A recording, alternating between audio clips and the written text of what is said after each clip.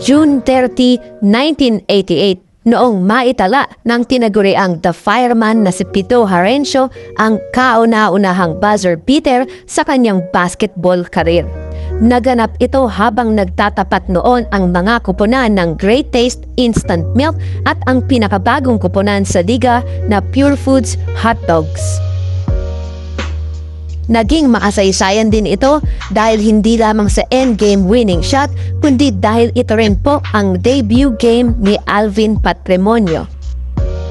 Nag-umpisa po ang laban na kontrolado ng mga bataan ni Baby Dalupan ang laro at umabot pa nga ng 15 puntos ang kanilang naging kalamangan.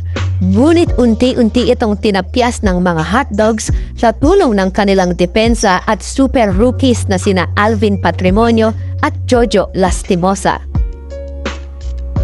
Sa larong ito rin po, ipinamalas ni Cholas kung bakit kalaunan ay tinawag nga siyang Mr. Clutch at the fourth quarter man.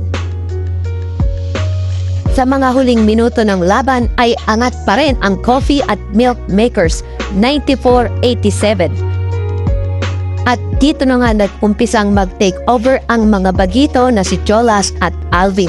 Hatunayan po kay Jojo galing ang siyam sa huling 11 puntos ng Pure Foods at naitabla pa nga ang laban mula sa isang drive to the basket play ng 1985 PBL MVP. Ang score po 100 all. 18 segundo na lang ang natitira sa oras. Pagbalik ng bola sa mga nakaasul ay tila na pornada ang kanilang nakadesenyong play dahil na din sa higpit ng depensa ng mga nakaputi. 12 segundo na ang lumipas ay nananatili pa rin sa mga kamay ni Pido ang bola bago niya naibigay kay Fabiosa na sububok sumalaksak.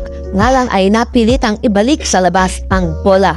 At sa aakalain mong broken play na, suwerte namang napuntang muli sa mga kamay ni Harencio ang possession at matapos bahagyang makakawala sa kanyang bantay ay tumira na ito. 1 segundo na lamang ang nalalabi para sa isang buzzer beater winning shot na tumapos sa laban.